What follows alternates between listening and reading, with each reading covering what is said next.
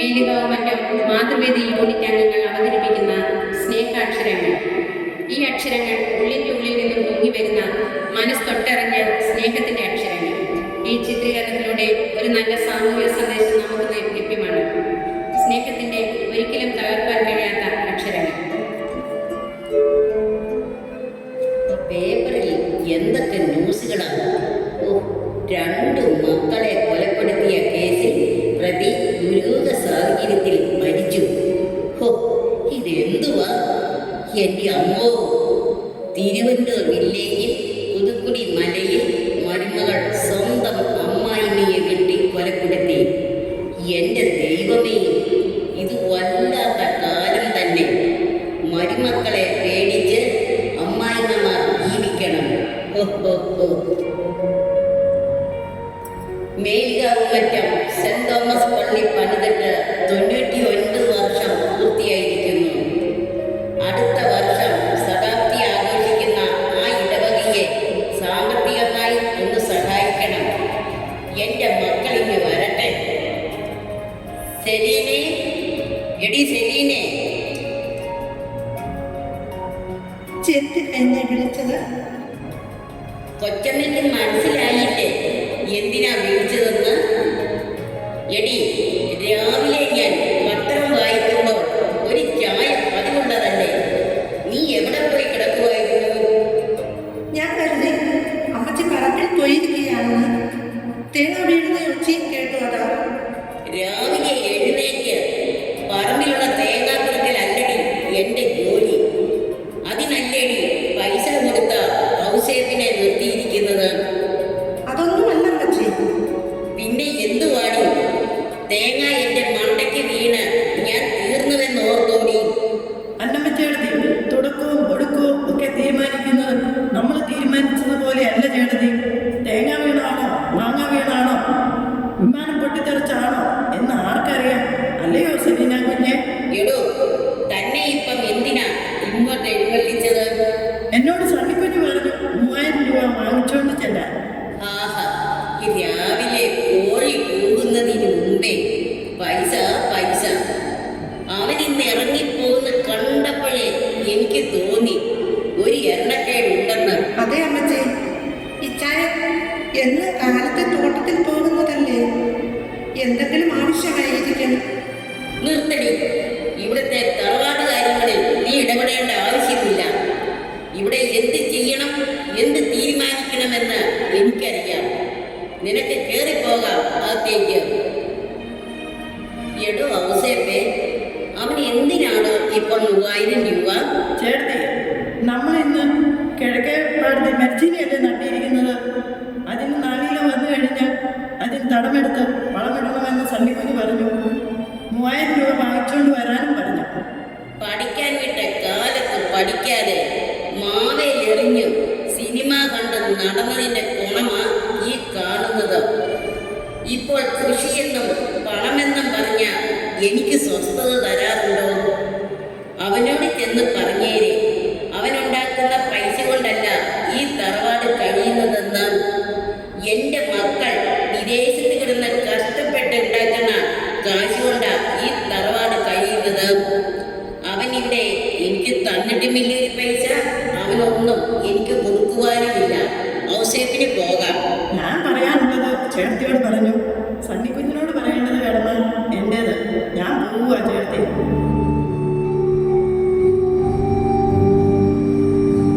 അമ്മച്ചി ചായ. നേരത്തോട് നേരം കഴിഞ്ഞപ്പോഴാണ് നിന്റെ ചായ. ആർക്ക് വേണം നിന്റെ ചായ? ഓടി.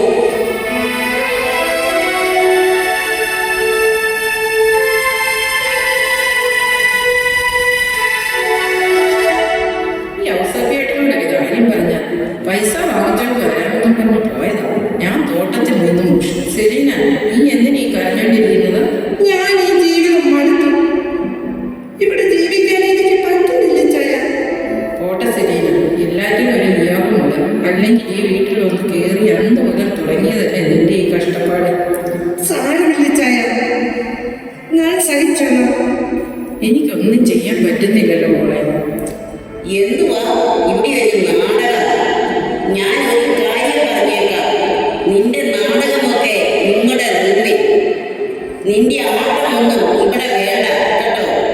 നിന്റെ അപ്പൻ തരാമെന്ന് പറഞ്ഞ സകല സാധനങ്ങളും ഇവിടെ തന്നിട്ട് നിങ്ങൾക്ക് കൊച്ചുങ്ങൾ ഉണ്ടായാൽ മതി. അമ്മച്ചി, എന്തുവാണ് നിനക്ക് നൊന്തുപോയോ? നിനക്ക് നൊന്തുപോയെങ്കിൽ ഒരു കാര്യം ചെയ്യൂ. ഇവിടെ കൂടി എവിടെയാണെന്ന് വെച്ചാൽ പോടാ. എനിക്ക് ഇങ്ങനെയൊക്കെ പറ്റൂ. അമ്മച്ചി, നമുക്ക് ആവശ്യത്തിനേറെ സ്വത്തുക്കളുണ്ടല്ലോ. പിന്നെ എന്തിനാ അമ്മച്ചി ഈ കിട്ടാത്തതിന്റെ കാര്യം പറഞ്ഞ് അവളെ ഇങ്ങനെ വിഷമിപ്പിക്കുന്നത്? മനുഷ്യൻ ജനനം മുതൽ മരണം വരെ സമ്പാദിച്ചു കിട്ടുന്ന എന്തെങ്കിലും കർത്താവിന്റെ അടുത്തേക്ക് പോകുമ്പോൾ കൊണ്ടുപോകാൻ പറ്റുമോ? ഇല്ലടാ, കൊണ്ടുപോകാൻ ഒക്കത്തില്ല. അതുകൊണ്ടല്ലേ നിന്റെ അപ്പൻ നമ്മളെ വിട്ടുപോയപ്പോൾ ഒന്നും കൊണ്ടുപോകാത്തതുകൊണ്ടല്ലേടാ നീയൊക്കെ ഇന്ന് സുഖിച്ച് ജീവിക്കുന്നത്. നമ്മൾ പൈസ ഉണ്ടാക്കി നിൽക്കുന്നത് ആർക്കാ? വരാൻ പോകുന്ന തലമുറയ്ക്ക് വേണ്ടി. നിനക്ക് അങ്ങനെയൊന്നും ഇല്ലല്ലോ. അമ്മച്ചി, ഈ നിന്ദയും ദൂഷ്യവും പരിഹാസവും ഒക്കെ ഞാൻ ഏറെ കേട്ടതാണ്. അതുകൊണ്ട് അമ്മച്ചി എന്ത് പറഞ്ഞാലും എനിക്ക് അമ്മച്ചിയോട് പരാതിയോ പിണക്കമോ വിഷമമോ ഒന്നുമില്ല. എനിക്ക് എൻ്റെ അമ്മച്ചിയുടെ സ്നേഹം മാത്രമേ ഉള്ളൂ. അതും നിറഞ്ഞ സ്നേഹം മാത്രം. ഓഹോ, അവന്റെ ഒരു സ്നേഹം. എന്തുവാണ് നിന്റെ ഒരു സ്നേഹം? എന്റെ പിള്ളേര് യോണിയും ബെന്നിയും മോളിയും ഇങ്ങോട്ടൊന്ന് വന്നോട്ടെ. ഞാൻ അവർക്ക് എഴുതിയിട്ടുണ്ട്. എത്രയും പെട്ടെന്ന് എന്നെ ഈ നഗരത്തിൽ നിന്ന് കൊണ്ടുപോകാൻ. നിന്നെ ഞാൻ കാണിച്ചു തരാമല്ലോ. എനിക്ക് പറയാനും സംസാരിക്കാനും കഴിയും. അമ്മച്ചിയോട് സംസാരിച്ചു കഴിഞ്ഞാൽ എനിക്ക് തലയ്ക്ക് ഭ്രാന്ത് പിടിക്കും. ഇന്നും ഇന്നലെയും കുഞ്ഞിയതല്ലല്ലോ, എന്നും ഇത് തന്നെയല്ലേ, രാവിലെയും വൈകിട്ടും. കഷ്ടമായി പോയി. ഈ വീട്ടിൽ നിന്ന് എങ്ങോട്ടെങ്കിലും പോകാൻ തോന്നുന്നു. സണ്ണിക്കുഞ്ഞെ, ഇന്നും അമ്മച്ചി കാര്യമായി സ്നേഹിച്ചതുപോലെ ഉണ്ടല്ലോ. എൻ്റെ ഔസേപ്പിയേട്ടൻ അറിയത്തില്ല അമ്മച്ചിയുടെ സ്വഭാവം. ഒന്നും മനസ്സിൽ വെച്ചുകൊണ്ടായിരിക്കില്ല. എൻ്റെ അമ്മച്ചി ഇങ്ങനെയൊക്കെ സംസാരിക്കാനേ കഴിയും. കുഞ്ഞെ, ഇതൊക്കെ ഓരോ പരീക്ഷണങ്ങളാണ്. കാരണം എന്ന് നീ കർത്താവിനെ അറിയാൻ തുടങ്ങിയോ അന്ന് മുതൽ തുടങ്ങിയതാ ഈ പരീക്ഷണങ്ങൾ. അതിനൊരു വഴിയുണ്ട്. കർത്താവിനെ ഹൃദയത്തിലോട്ട് ചേർത്ത് വയ്ക്കുക. എല്ലാത്തിനും ഒരു പരിഹാരമുണ്ട്. ഔസേപ്പിയേട്ട, ചേട്ടന്മാരും അനിയത്തിയും ഒക്കെ ഈ നാട്ടിലേക്ക് എത്തി നോക്കിയിട്ട് 4-5 വർഷങ്ങളായി. ഈ വീട്ടിലെ കാര്യങ്ങളൊക്കെ എന്തെങ്കിലും മുളക്ക് ഞാൻ വരുത്തിയിട്ടുണ്ടോ? ഇതെല്ലാം നോക്കി നടത്തുന്നതും ഞാൻ തന്നെയല്ലേ. കാര്യം അവരുടെ കാശും കാര്യങ്ങളൊക്കെ ആണെങ്കിലും ഞാനല്ലേ ഇതൊക്കെ നോക്കി നടത്തുന്നത്. അമ്മച്ചിക്ക് അവരോടുള്ളൊരു സ്നേഹത്തിൻ്റെ ഒരംശം കൂടെ എന്നോടില്ലല്ലോ. എന്നോട് എപ്പോഴെങ്കിലും ഒരു സ്നേഹത്തോടെ ഒരു നോട്ടം, ഒരു പുഞ്ചിരി, ഒരു വാക്ക്, അത്രയെങ്കിലും ഞാൻ പ്രതീക്ഷിക്കുന്നത് തെറ്റുണ്ടോ ഔസേപ്പിയേട്ട? തെറ്റില്ല കുഞ്ഞെ, എനിക്കറിയാം. മുറ്റത്തെ മുല്ലിക്ക് മണമില്ലല്ലോ. എപ്പോഴെങ്കിലും മണമുള്ള ഒരു കാലം. അതിനായി പ്രാർത്ഥിക്കും കുഞ്ഞെ. ഔസേപ്പിയേട്ടൻ ഇവിടെ ഉണ്ടായിരുന്നു. ഞാൻ വന്നിട്ട് കുറെ നേരമായി. ഇത് കണ്ടോ ഔസേപ്പിയേട്ട, നേരം വെളുത്താൽ വൈകുന്നേരം വരെ വീട് പണിയും അലക്കും തൂക്കലും തുടയ്ക്കലും അമ്മച്ചിയുടെ പ്രാർത്ഥന. എപ്പോഴെങ്കിലും ഒരു വേലക്കാരി വയ്ക്കാൻ ഞാൻ അമ്മച്ചി എന്റേതല്ലേ. നീ കുഞ്ഞായിരുന്നപ്പോൾ മുതൽ ഞാൻ കാണാൻ തുടങ്ങിയതല്ലേ അമ്മച്ചിയുടെ ഈ സ്വഭാവം. ഞാൻ പോകട്ടെ കുഞ്ഞെ, അമ്മച്ചി വരുന്നുണ്ടോ എന്ന് തോന്നുന്നു. ശരിയാ, അമ്മച്ചി ഇങ്ങോട്ടെങ്ങാനും വന്നു കഴിഞ്ഞാൽ പിന്നെയും പ്രശ്നമുണ്ടാകും.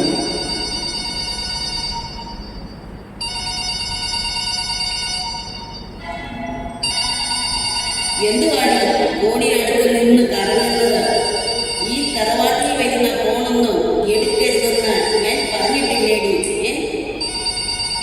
ഹലോ മോനെ, മോനെ, യോനി മോനെ, എൻ്റെ മോനെ. ഈയോ നാളെയോ? എൻ്റെ മക്കളെ കുടുംബം എല്ലാവരും ഉണ്ടോ? ഒത്തിരി ലഗേജൊക്കെ ഉണ്ടോ? ഞാൻ എയർപോർട്ടിലേക്ക് ഔസേപ്പിനെ വിട്ടേക്കാം. ശരി ശരി. ഔസേപ്പ് എന്തിയെ? ഔസേപ്പേ, എടാ ഔസേപ്പേ, അവൻ്റെ ഒരു കാര്യം, ഒരു നല്ല കാര്യത്തിന് വിളിച്ചാൽ ഇയാളെ കിട്ടുകയില്ല.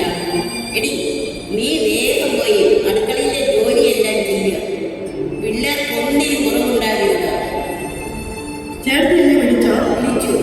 എൻ്റെ മോനെ, നാളെ എൻ്റെ മക്കളെല്ലാവരും ഇന്ന് വരും. ബെന്നിയും മോളിയും ദുബായ് വഴി യോണിയെ കൂട്ടി വരും. ഔസേപ്പ് നാളെ എയർപോർട്ടിൽ പോകണം. മക്കളെല്ലാവരും ഒരുമിച്ച് കൂടുന്നത് ആദ്യമായിട്ടാണ്. സദ്യ ഒരുക്കണ്ടേ? ആട്ടിറച്ചി വാങ്ങിക്കണം, കോഴിയെ വാങ്ങിക്കണം, മീൻ വാങ്ങിക്കണം. പിന്നെ എന്തൊക്കെ വാങ്ങിക്കണമോ അതെല്ലാം വാങ്ങിക്കണം.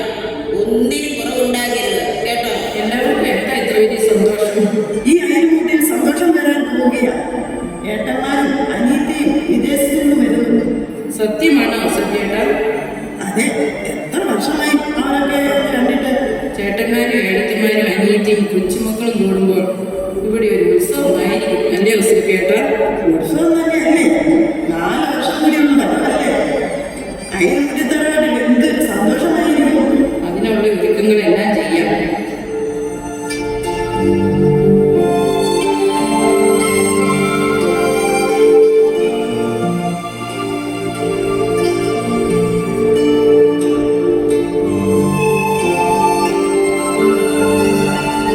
എടി, നീ ഇവിടെ കിടന്ന് കളിക്കാതെ വേഗം അടുക്കളയിലേക്ക് ചെല്ലുക. എന്റെ മക്കളെല്ലാവരും ഇപ്പോൾ ഇങ്ങ് വരും. മക്കൾ എന്തിയെ? കാറിന്റെ സൗണ്ട് ഒന്നും കേൾക്കുന്നില്ലല്ലോ. ഞാൻ പണിയെല്ലാം നേരത്തെ തീർത്തു അമ്മച്ചി. ഗേറ്റ് പോയി തുറക്കടാ. അമ്മച്ചി ഒന്ന് സമാധാനപ്പെടും. അവർ ഇങ്ങോട്ടല്ലേ വരുന്നത്.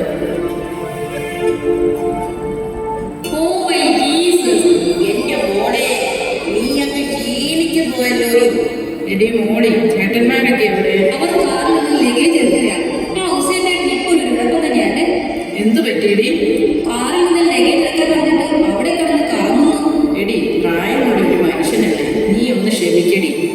എടി സെലീനെ, നീ ഇവർക്ക് കഴിക്കാനുള്ളതെല്ലാം എടുത്തു വയ്ക്കുക. അമ്മച്ചിയെ, എന്റെ മോനെ, നീ അങ്ങ് ക്ഷീണിച്ചു പോയല്ലോ. നിങ്ങൾ രണ്ടുപേരും അങ്ങ് മെലിഞ്ഞു പോയല്ലോടാ. നീ അങ്ങ് പകുതിയായി പോയല്ലോ. ഞാനോ? എന്താ അമ്മച്ചി പറയുന്നത്?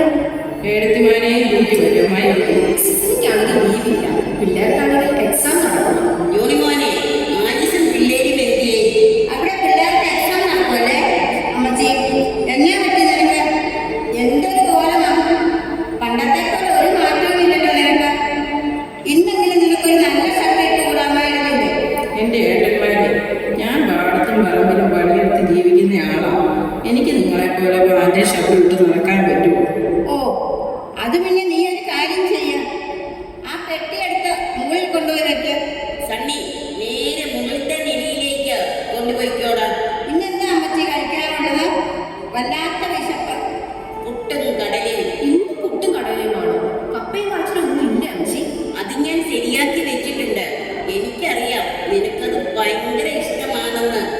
ഒരു കലമാ പുഴുങ്ങി വെച്ചിരിക്കുന്നത്. ഞങ്ങളെപ്പോലെയുള്ള പ്രവാസികൾക്ക് ഇതൊക്കെയല്ലേ ഇഷ്ടം? എന്നാൽ ആ മക്കളെ,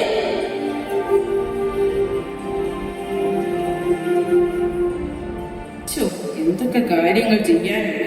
എടി സെലീനെ, ഇവിടെ വെച്ചിരിക്കുന്ന ഡയറി എവിടെ? സെലീനെ, ആ കടയിലെ നമ്പർ എത്രയാണടി? എനിക്കൊരു സങ്കടം ബോധിപ്പിക്കാനുണ്ട് കുഞ്ഞെ.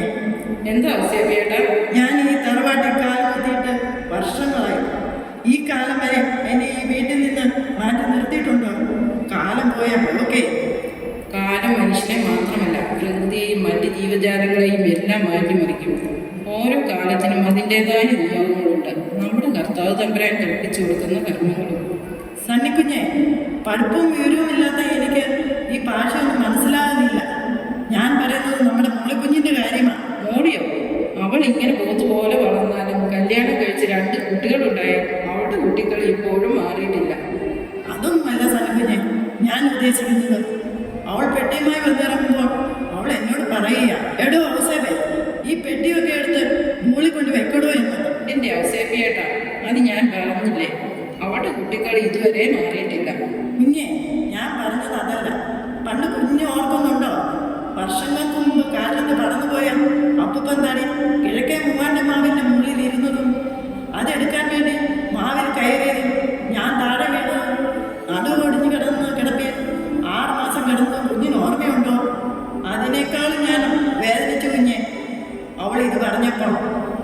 പണം കൂടുമ്പോൾ മനുഷ്യൻ വിവേകം നോക്കും, വികാരങ്ങൾക്ക് അടിമപ്പെടും. പോട്ടെ, സാരമില്ല. അവൾക്ക് വേണ്ടി ഞാൻ ഔസേപ്പിയേട്ടനോട് മാപ്പ് ചോദിക്കാം. വേണ്ട കുഞ്ഞെ, നിന്റെ ഈ സാധുത്വം കാണുമ്പോൾ എനിക്ക് പേടി തോന്നുകയാണ്. നിന്നെ ഇവരെല്ലാവരും ചേർന്ന് പാതാളത്തിൽ ചവിട്ടി താഴ്ത്തുമോ എന്ന്. ഔസേപ്പിയേട്ട, എല്ലാം വിധിക്കുന്നവൻ എൻ്റെ കൂടെയുള്ളപ്പോൾ ഞാൻ എന്തിനു ഭയപ്പെടണം? ആ നല്ല ഇടയിൽ നയിക്കുന്ന പാതയിലെ കുഞ്ഞാടുകളുടെ കൂട്ടത്തിൽ ഒരു കുഞ്ഞാടായി ഞാനും അങ്ങനെ ജീവിക്കും. എൻ്റെ പൊന്നു കുഞ്ഞെ, കുറെ കൊപ്ര ഇറങ്ങാൻ ഇട്ടിട്ടുണ്ട്. നല്ല മഴക്കോട്ടുണ്ട്. ഞാൻ അങ്ങോട്ട് ചെല്ലട്ടെ. എന്നാൽ പെട്ടെന്ന് ചെല്ലാം ഔസേപ്പിയേട്ട, എനിക്ക് കുറച്ച് കാര്യങ്ങൾ കൂടി ചെയ്യാനുണ്ട്.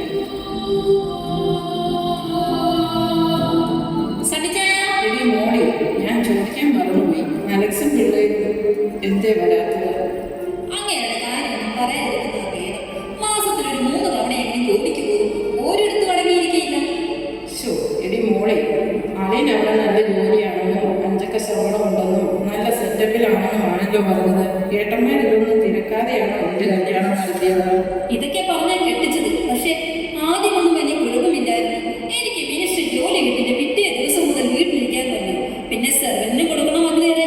എന്നാൽ ഞാൻ പറഞ്ഞു കൊച്ചുങ്ങളെ നോക്കി ഇവിടെ എങ്ങാനും ഇരിക്കാൻ. എടി, കാര്യം എന്താണെന്ന് അറിയാമോ?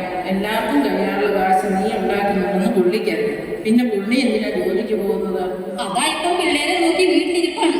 നിന്റെ ഒരു കാര്യം. സിനിമ ഞാൻ വന്നപ്പോൾ കയറി പോയതാ. അവിടെ കാണാനില്ലല്ലോ. അവൾക്കിപ്പോൾ നിന്റെ കൂട്ടി ഇങ്ങനെ പത്രാസിൽ നടക്കാൻ പറ്റുമോ? അവൾക്കാണെങ്കിൽ അടുക്കളയിൽ പിഴപ്പത് പണിയുണ്ട്. ഞാൻ ഇവിടെയൊക്കെ തന്നെയുണ്ട്. എടി സെലീനെ, ഷർട്ട് കഴുകിയ തിരിപ്പുണ്ടോ? ഏട്ടന്മാർക്ക് എൻ്റെ കുപ്പായം പോയിട്ട് മാനം പോകണ്ട. ഞാൻ ഇതൊന്ന് മാറിയിട്ട് വരാം. ഞാൻ എടുത്തു തരണോ? വേണ്ട, ഞാൻ എടുത്തിട്ടോളാം. നീ നല്ല ഗ്ലാമറായിരിക്കുന്നു. എല്ലാവരും ഇത് തന്നെ പറയുന്നത്. ഞാനൊരു കാര്യം ചോദിക്കട്ടെ, നിങ്ങൾക്ക് കുട്ടികളുണ്ടാകാത്തതിനെ കുറിച്ച് ഡോക്ടർമാർ വല്ലതും പറഞ്ഞോ? എന്ത് പറയാനോ മോളെ, എല്ലാം കർത്താവ് തമ്പുരാൻ തീരുമാനിച്ചതുപോലെ നടക്കുകയുള്ളൂ. എല്ലാം അവിടുത്തെ കൈകളിൽ ഏൽപ്പിച്ചിട്ടുണ്ട്. എല്ലാം കർത്താവ് തരുമെന്ന് പറഞ്ഞ് ഇവിടെ ഇരുന്നു. എത്ര പേർക്ക് കുട്ടികളില്ലാത്തവരുണ്ട്. ആഹാ, ഇതെല്ലാം ദൈവത്തിന്റെ കരങ്ങൾ. എടി, നീ ഇവിടെ കഥയും പറഞ്ഞ് നിൽക്കുവാണോടി? എന്തുവാടി ഇത്ര കഥ പറയാനുള്ളത്? വേഗം അടുക്കളയിലോട്ട് ചെല്ലുക. ജോലിയെല്ലാം തീർത്തിട്ട് അവിടെ തുണിയെല്ലാം കഴുകിയിടണം കേട്ടോ. അവളൊരു പാവമാ. ആയതുകൊണ്ട് അമ്മച്ചി ഈ പ്രകടനമൊക്കെ നടക്കുന്നത്. ഞാനായിരുന്നെങ്കിൽ പാവമോ? എന്റെ പൊന്നോ, കാഴ്ചയിൽ അങ്ങനെയൊക്കെ തോന്നും. ഉള്ള നിറയെ വിഷമം. എനിക്ക് പലപ്പോഴും തോന്നിയിട്ടുണ്ട് അമ്മച്ചി.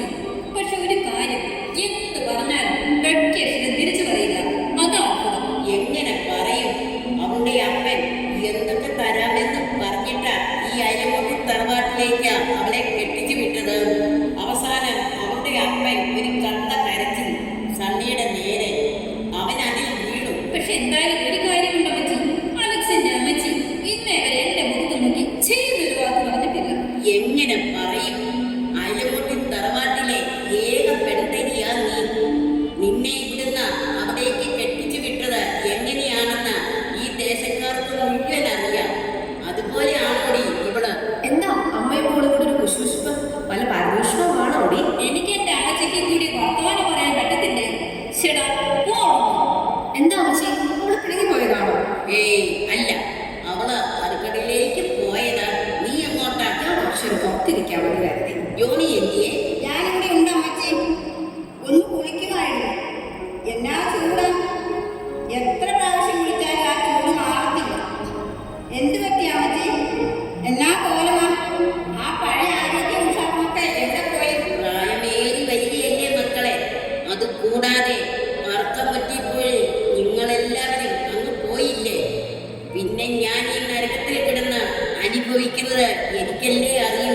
അതിനിപ്പം ഇവിടെ എന്ത് കുഴപ്പമുണ്ടെന്ന് അമ്മച്ചി പറയുന്നത്? എന്താ അമ്മച്ചി, അമ്മച്ചിക്ക് ഇവിടെ ഒരു കുഴപ്പം? സ്വത്തും കാര്യങ്ങളും ഒക്കെ അമ്മച്ചിയും സണ്ണിക്കുട്ടിയും കൂടിയല്ലേ നോക്കി നടത്തുന്നത്. പിന്നെ എന്താ അമ്മച്ചിക്ക് ഒരു ബുദ്ധിമുട്ട്? സാമ്പത്തികമായി എന്തുണ്ടെന്നാ നീ പറയുന്നത്? ഇവിടെ കിട്ടുന്ന സാമ്പത്തികമായുള്ള എല്ലാത്തിനെയും പകുതി കണക്കേ എന്റെ കൈവശമുള്ളൂ. ബാക്കി അവരുടെ കയ്യിലാണ്. ആരും സെലീനും സണ്ണിയുമോ? അതേടാ. എന്നിട്ട് അമ്മച്ചി എന്തേ ഈ വിവരം ഞങ്ങളോട് പറയാത്തത്? നമ്മുടെ സണ്ണിക്കുഞ്ഞ് ഇങ്ങനെയൊക്കെ ചെയ്യുമോ? അവൻ പണ്ടേ ഒരു സത്യസന്ധനല്ലേ അമ്മച്ചി? അതൊക്കെ പണ്ട്. ഇപ്പം അവള് വന്നതിൽ പിന്നെ എല്ലാം ഒരു നാടകമാണ്.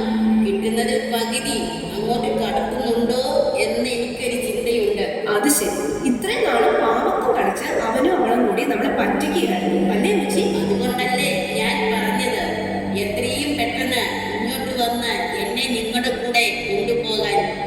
എന്റെ ജീവിതം പകുതിയായി പോയി ഇതിന്റെ കൂടെ ആയതുകൊണ്ട്. അതിനൊക്കെ വഴി ഉണ്ടാക്കാം അമ്മച്ചി. അയ്യോ അമ്മച്ചി, എന്നെ തിരിച്ചുള്ള കോരി ഒഴിച്ചേ. ഞാൻ അറിഞ്ഞുകൊണ്ട് ചെയ്തതല്ല അമ്മച്ചി. മോളെ അതിന്റെ പുറകിൽ അനങ്ങാതെ നിൽക്കുകയായിരുന്നു. പാത്രം എടുത്തപ്പോൾ തട്ടി വീഴുന്നു അമ്മച്ചി. അമ്മച്ചിയാണ് സത്യം. ഞാൻ അറിഞ്ഞുകൊണ്ട് ചെയ്തതല്ല അമ്മച്ചി. നീ ന്യായം പറയുന്നു. എന്നതാ ഇവിടെ? എന്താ അമ്മച്ചി? എന്താ അമ്മച്ചി, എന്തിനാ അവളെ വിളിച്ചത്? നീ ഒരു പെൺകൊന്തനാണെന്ന് കരുതി മറ്റുള്ള മറ്റുള്ളവർ അങ്ങനെയാണെന്ന് വിചാരിക്കരുത്. അമ്മച്ചി, ഞാൻ എന്ത് തെറ്റാണ് ചെയ്തത് എന്നോട് ചാടിപ്പിടിക്കാൻ? ഇത്രയും നാളും നീ ഇവിടെ കൂടി കള്ളക്കടത്ത് നടത്തിയത് ഞങ്ങൾ അറിയില്ല എന്ന് ഓർത്തോ? ദൈവദൂഷണം പറയരുത്. ഞാൻ എന്ത് കള്ളത്തരം കാണിച്ചെന്നാ പറയുന്നത്? ഇപ്പൊ ഇവിടെ നിന്ന് ഇവിടെ ഇറക്കിക്കൊണ്ടോ? അമ്മച്ചി പറയുന്ന അനുസരിച്ച് ഇവിടെ എല്ലാ സാധനങ്ങളും എടുത്ത് ഉടനെ തന്നെ പറഞ്ഞു വിട്ടേക്കണം. ഞാൻ എങ്ങോട്ടാണ് ഇവിടെ പറഞ്ഞു വിടുന്നത്? പറഞ്ഞു വിടാൻ പറ്റിയില്ലെങ്കിൽ ഇറങ്ങിക്കോണം. ഇവിടെയും കൂട്ടി ഇപ്പൊ തന്നെ ഇറങ്ങിക്കോണം. ഇന്ന് മുതൽ ഈ പടിക്ക് പുറത്താണ് എന്റെ സ്ഥാനം. അമ്മച്ചി, ഞാൻ എങ്ങോട്ട് പോകണമെന്നാ പറയുന്നത്? എവിടെയാണെന്ന് വെച്ചാൽ പോടാ. നീ ഇവളുടെ കൂടെ പോയാൽ ഈ അയൽക്കൂട്ടിൽ തറവാട്ടിൽ അന്നാമ്മ ഇങ്ങനെ ഒരു സന്തതിയെ പ്രസവിച്ചിട്ടില്ലെന്ന് ഓർത്തോളാം. എന്റെ കുഴിമാടത്തിൽ പോലും നീ വന്നേക്കരുത്. അമ്മച്ചി, പോടാ. ഞാനും അമ്മച്ചിയുടെ മകനല്ലേ. നിന്ന് നിൽപ്പിൽ പെരുവഴിയിലേക്ക് ഇറക്കി വിടാൻ ഞാൻ എന്ത് തെറ്റാണ് ചെയ്തത്? കർത്താവ് തമ്പുരാൻ കാണുന്നുണ്ട് അമ്മച്ചി.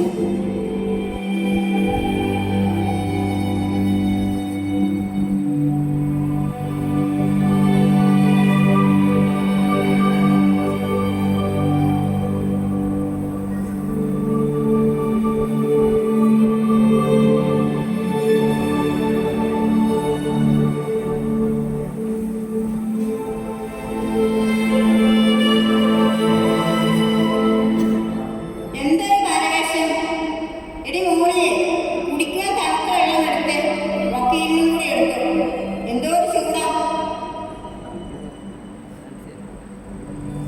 വക്കീലെ കയറി വാ.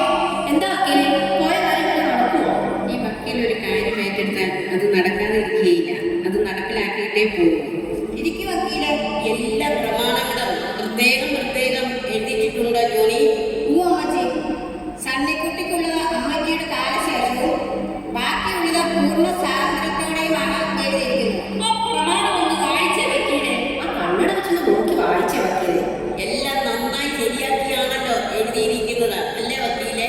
കോട്ടയം ജില്ലയിൽ മീനച്ചി താലൂക്കിൽ ഒഴവക്കോട് പഞ്ചായത്തിൽ പട്ടുമല വില്ലേജിൽ കാക്കപ്പാറ മുറിയിൽ പരേതനായ ഈ വർഗീസിന്റെ ഭാര്യ അനുമോൾ എന്ന് പറയുന്ന അന്നമ്മ വർഗീസ് അയൽക്കൂട്ടിൽ എഴുതിയിരിക്കുന്ന ഇഷ്ടദാനപ്രകാരമുള്ള പ്രമാണം. എന്റെ വക്കീലെ, അത് മുഴുവനൊന്ന് വായിക്കണം. സ്വത്തുവിഹിതം മാത്രം വായിച്ചാൽ മതി. മതിയോ? ഓ, അത് മതി.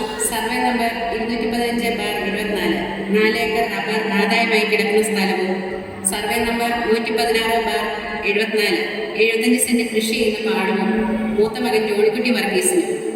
സർവേ നമ്പർ 119/65 1.5 ഏക്കർ തെങ്ങിൻ തോട്ടവും സർവേ നമ്പർ 118/70 1.5 ഏക്കർ നെൽപ്പാടവും ഇളയ മകൾ മോളിക്കുട്ടി അലക്സിനും.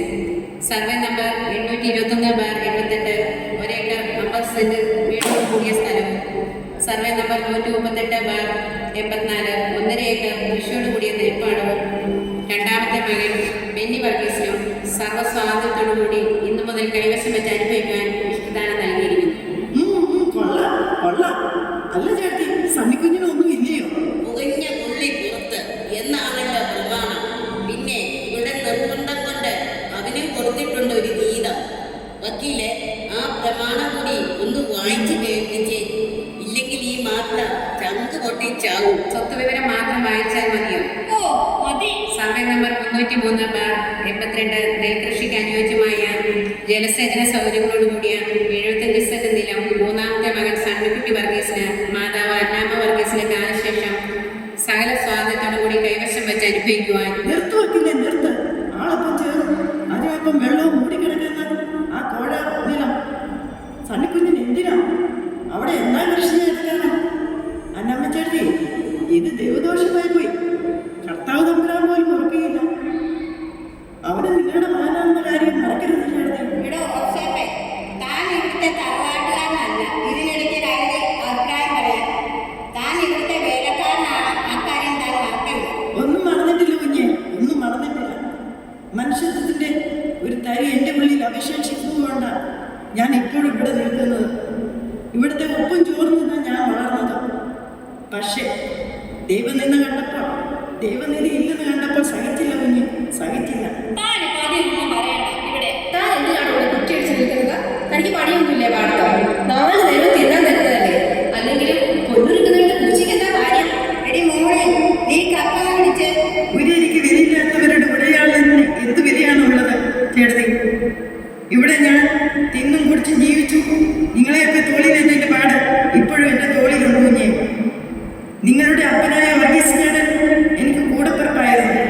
പറയൂ, എന്നെ കരുതിയത് സ്വന്തം സഹോദരനെ പോലെയായിരുന്നു. പക്ഷെ നിങ്ങൾ അതെല്ലാം മറന്നു. നിങ്ങൾക്കറിയാമോ, നിനക്ക് ചെന്നായുടെയും പുലിയുടെയും കഥ കേട്ടില്ലെങ്കിൽ ഒരു നേരം പോലും നീ ഉറങ്ങിയില്ലായിരുന്നു. അതിന്റെ പാട് ഇപ്പോഴും എനിക്കറിയാം. നിന്നെ ഓർത്ത് ഞാൻ വേദനിച്ചിട്ടുള്ളൂ. നിന്നെ ഓർത്ത് ഞാൻ പോവുക. ഇവിടെ എനിക്കൊരു സ്വാതന്ത്ര്യവുമില്ല. എന്നാൽ പിന്നെ എനിക്ക് ഒന്ന് രണ്ട് കക്ഷികളെ കൂടി കാണാനുണ്ട്. ഞാൻ പിന്നെ കണ്ടോളാം. പോവുക. യോണി, വക്കീലിന് ഫീസ് കൊടുക്കുക. അതൊക്കെ ഞാൻ കൊടുത്തോളാം. എന്റെ പുനാര അമ്മച്ചി, അമ്മച്ചി ഇത്രയ്ക്ക് സ്നേഹമുണ്ട്. എനിക്ക് ഇപ്പോഴാണ് മനസ്സിലായത്. ചക്കരയാ അമ്മച്ചി. ഇപ്പോഴാണ് നിനക്ക് മനസ്സിലായത്? നല്ല തങ്കം കൂടെ പോലുള്ള അമ്മച്ചിയല്ലേ ദൈവം നമുക്ക് തന്നത്. എന്റെ ദൈവമേ, എനിക്ക് വയ്യ. ഒന്ന് പോയി പിള്ളേരെ. നിങ്ങൾക്ക് എന്നോടുള്ള സ്നേഹത്തിന്റെ അല്ലേ ഞാൻ കാണിച്ചിട്ടുള്ളൂ. അല്ലാതെ ഞാൻ എന്തെങ്കിലും പ്രത്യേകം വല്ലതും എഴുതിച്ചിട്ടുണ്ടോ? എന്നാലും ഗോളടിച്ചത് വെന്നിക്കാം. ഈ വീട് സ്ഥലവും നീ അടിച്ചു മാറ്റിയല്ലോ. ചേട്ടായിട്ട് കിട്ടിയെന്ന് വെച്ച് നോക്കുമ്പോൾ ഇതൊന്നുമല്ല. പിന്നെ വീടും പറയും. ആ വീട്ടു കാശാകുന്ന ടെക്നിക്കൊക്കെ എനിക്കറിയാം. എന്തായാലും കിട്ടിയതിന്റെ കണക്ക് പറഞ്ഞ കടിപിടി കൂടാതെ നിങ്ങളിൽ ആരാണ് എന്നെ കൊണ്ടുപോകുന്നതെന്ന് തീരുമാനിക്കുക. ആരുടെ കൂടെയാണ് ഇനി ഞാൻ താമസിക്കേണ്ടത്? അല്ല അമ്മച്ചി, ഇപ്പോൾ പാറ്റുപാടയും വീട്ടു ചെലവൊക്കെ ആയിട്ട് എത്ര രൂപയാണ് ചെലവെന്ന് അറിയാമോ? അലക്സ് ആണെങ്കിൽ ജോലിക്ക് പോകില്ല. പിന്നെ ഞാൻ എങ്ങനെയാ അമ്മച്ചിയെ കൊണ്ടുപോകുന്നത്? അമ്മച്ചിനെ നോക്കാൻ പെൺമക്കളാണ് ഇവിടെ നല്ലത്. ഒന്ന് അഡ്ജസ്റ്റ് ചെയ്യടി. ഞാൻ ഒരാളുടെ ഭാര്യയാണ്. അലക്സിന് കിട്ടാൻ സ്വർണ്ണം കൂടി നോക്കിയിട്ടേ പറ്റൂ. എന്തായാലും കൊള്ളാം. ഇനി എനിക്കിവിടെ ഒറ്റയ്ക്ക് താമസിക്കാൻ പറ്റുകയില്ല. എല്ലാവരും ചേർന്ന് ഒരു തീരുമാനം എടുക്കണം. ഞാൻ ഇവിടുത്തെ ദേശക്കാരോടെല്ലാം പറഞ്ഞു എൻ്റെ പിള്ളേർക്കൊപ്പം പോകുവാണെന്ന്. ഞാൻ ഇപ്പോൾ ഇവിടുന്ന് പോകുന്നു. പെട്ടെന്നൊരു തീരുമാനമെടുത്ത് എന്നെയും കൂടെ കൊണ്ടുപോകണം. ചേട്ടായുടെ കൂടെയാണെങ്കിൽ കുട്ടികളെ നോക്കാൻ ഒരാൾ വാങ്ങും. ചേച്ചിക്കാണെങ്കിൽ മനസ്സമാധാനത്തോടെ ജോലിക്ക് പോകും. അതൊക്കെ നിന്റെ കൂടെ ആയാൽ പറ്റത്തില്ലേ? സിസിലി ആണെങ്കിൽ ലീവില്ലാത്ത ഡ്യൂട്ടിയിലാണ് എന്നാണല്ലോ പറയുന്നത്. അത് പോരാഞ്ഞിട്ട് ഈ തറവാട് നിന്റെ പേരിലാണ് അമ്മച്ചി എഴുതി വെച്ചിരിക്കുന്നത്. സ്വാഭാവികമായി നിങ്ങളാണ് അമ്മച്ചിയെ നോക്കേണ്ടത്. അമ്മച്ചി വന്നാൽ സിസ്റ്ററുമായി ചേർത്തില്ല. അത് എൻ്റെ ഫാമിലിയിൽ ഒരു ഇഷ്യൂ ആണ്. അതുകൊണ്ട് എനിക്ക് അതിനോട് ഇൻട്രസ്റ്റ് ഇല്ല. ഏതായാലും ഞാൻ അമ്മച്ചിയെ കൊണ്ടുപോകുന്ന ആരും കരുതണ്ട. അതിനിപ്പം ചെറുത്താണെന്ന് കടലിനിടയ്ക്ക് ആയല്ലോ എന്റെ ഈശ്വര. ചേട്ടായി, ഒരു വലിയ കുരിശാണല്ലോ ഇത്. സ്വത്തല്ല നമുക്ക് എഴുതി തന്നത്. അമ്മച്ചി അത് കൊണ്ടുപോകാമെന്ന് പറഞ്ഞാൽ അതങ്ങ് അമ്മച്ചിക്ക് തിരിച്ചെഴുതി കൊടുത്താലോ? അതോർക്ക് നിങ്ങൾ ആരും ഭയപ്പെടേണ്ട. അമ്മച്ചി എഴുതി തന്നത് ഇറിവേറ്റബിൾ പവർ ഓഫ് അറ്റോർണിയാണ്. അത് അങ്ങനെ തിരിച്ചെഴുതാനോ തിരുത്താനോ പറ്റത്തില്ല. സ്വത്തുക്കൾ എഴുതുന്നത് നമ്മുടെ അവകാശമല്ലേ? എന്തൊരവകാശം? അവകാശം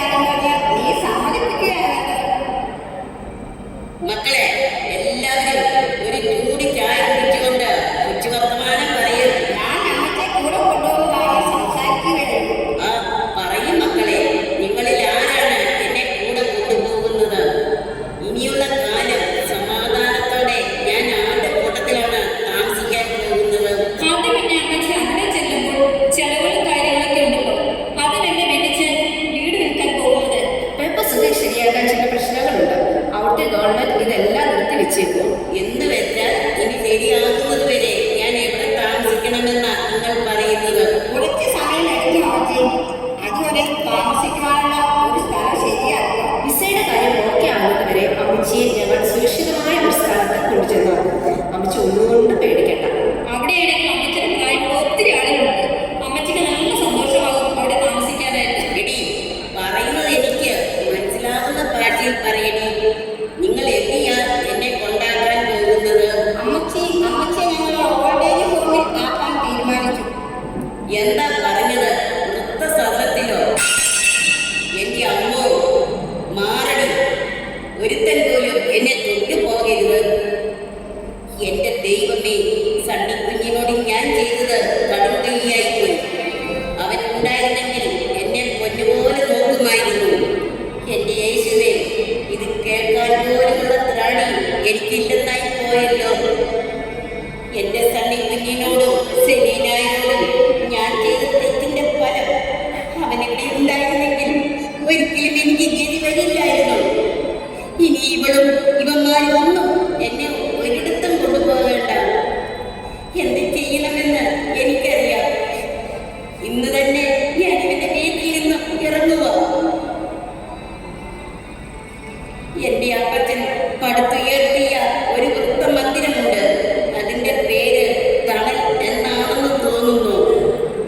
എന്റെ ശേഷിച്ച ജീവിതം അവിടെയാകട്ടെ.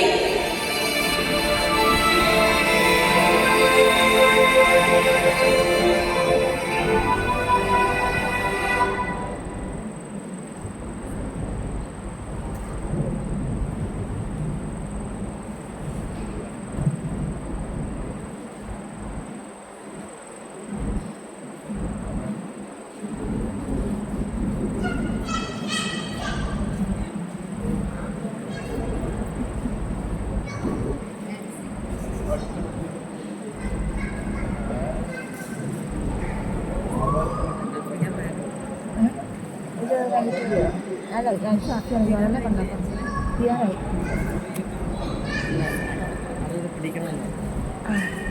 അങ്ങനെ അത് കാപ്പൂര് കുട്ടികളാണ്.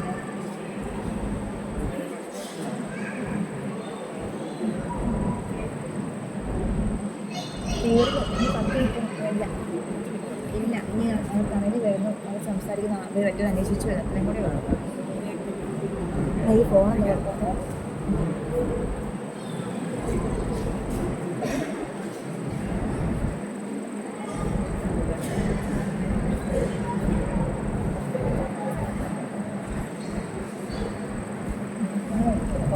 വണ്ടി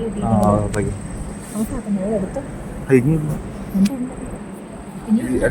ബ്രേക്കറ്റ് വിട്ടേ ബ്രേക്കറ്റ് വിട്ടേ ഇനിയുണ്ട്, ബാക്കിയുണ്ട്. അല്ല ഇത് ഓഫാക്കിയിട്ട് പിന്നെ